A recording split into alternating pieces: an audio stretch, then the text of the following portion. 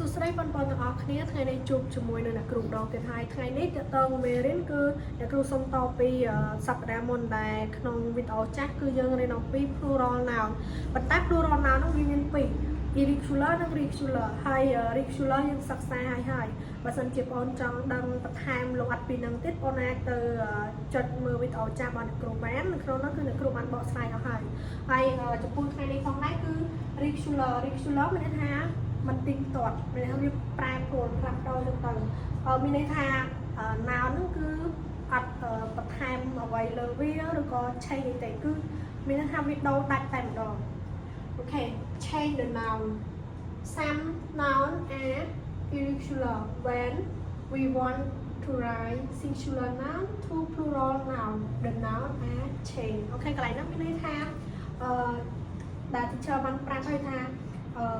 noun ទាំងអស់ហ្នឹងវាមានពីរ regular និង irregular ប៉ុន្តែហ្នឹងហើយវាមានខ្លះជា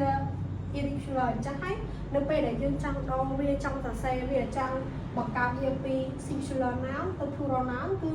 កិច្ចការ noun ហ្នឹងគឺត្រូវតែផ្លាស់ប្ដូរខុសប្លែកពីមុនអូខេយើងមកមើលឧទាហរណ៍ជាក់ខ្លះ singular noun person ហ្នឹងគឺមានន័យថាមនុស្សម្នាក់ទៅជា plural noun people អូខេ person មនុស្សម្នាក់ people មនុស្សច្រើនតែចាប់ពីពីរឡើងទៅ man mean woman women child children toast taste mouse mice អូខេវាមានពាក្យច្រើនជាងហ្នឹងទៀតគាត់ថាអ្នកគ្រូលើកយកចំនួនពាក្យប៉ុណ្ណឹងឲ្យយើងយល់នៅក្នុងការ change plural noun irregular នេះគឺយើងអត់មានអីមកសម្គាល់មកចំណាំដូច regular ដែលយើងES យើងធ្វើមកយើងមានអក្សរនៅពីក្រៅបែបម៉េចIS បែបម៉េចឬក៏ VS បែបម៉េចទេគឺចេះបើសិនជាយើងស្គាល់មួយពាក្យគឺយើងចេះមួយពាក្យស្គាល់ពីរពាក្យយើងចេះពីរពាក្យអញ្ចឹងដើម្បីឲ្យចេះពាក្យបានច្រើនគឺមានតែមួយទេគឺយើងព្យាយាមរកពាក្យឲ្យបានច្រើនស្រាវជ្រាវ plural noun ទៅនឹង irregular បានច្រើនអាសាសរសេរជា sentence និងអានអត្ថបទឲ្យច្រើនអូខេតោះមកមើលឧទាហរណ៍ជា sentence ទាំងអស់គ្នា example one I see a lot of people អញ្ចឹងកាលណាlot of គឺច្រើនមនុស្សច្រើនកាលណាមនុស្សច្រើនគឺយើងអត់ប្រើ person ទេឧទាហរណ៍ថាមនុស្ស2នាក់មិន two person ទេឬក៏ដាក់ person នឹងមានអីអត់ទេគឺយើងផ្លាស់ប្ដូរតែម្ដងធ្វើជា people I see a lot of people number 2 there are three women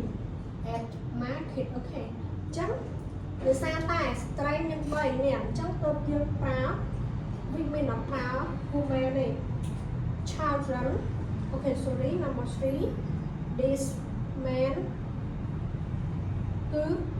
ដោយសារតែវាច្រើនហើយមិននឹងច្រើនដោយសារប្រើ this អញ្ចឹងបានអត់ប្រើ man ទេប្រើ min this min are handsome តែអញ្ចឹងបរិបទនោះគាត់ជាចាប់ពី2ឡើងទៅហើយប៉ុន្តែគាត់ឲ្យយើងប្រើ man ជាចំនួន plural children are at the school ក្មេងៗមិនមែនក្មេងតែម្នាក់ឯងចាប់ពី2ឡើងទៅគឺនៅក្នុងសួន my house has 4 miles អូខេអញ្ចឹងកណ្ដុរដូចគ្នាដែលយើងដឹងហើយថាកណ្ដុរគឺសង្កលេខគឺ mile ប៉ុន្តែបើសិនជាចាប់ពី2 3ឡើងទៅមិនមែន mile ប្រើ mile នេះទេហើយដាក់ s ឬក៏ឆេញវាយទៅចែក is ឬក៏ es អីទេឬក៏ដាក់ s អីទេគឺផ្លាស់ប្ដូរតែម្ដងអូខេបើសិនជាចង់ដឹងពាក្យបន្ថែមពីនឹងទៀតមានតែយើងព្យាយាម research ស្រាវជ្រាវឲ្យកាន់តែច្រើនពិសេសអាសា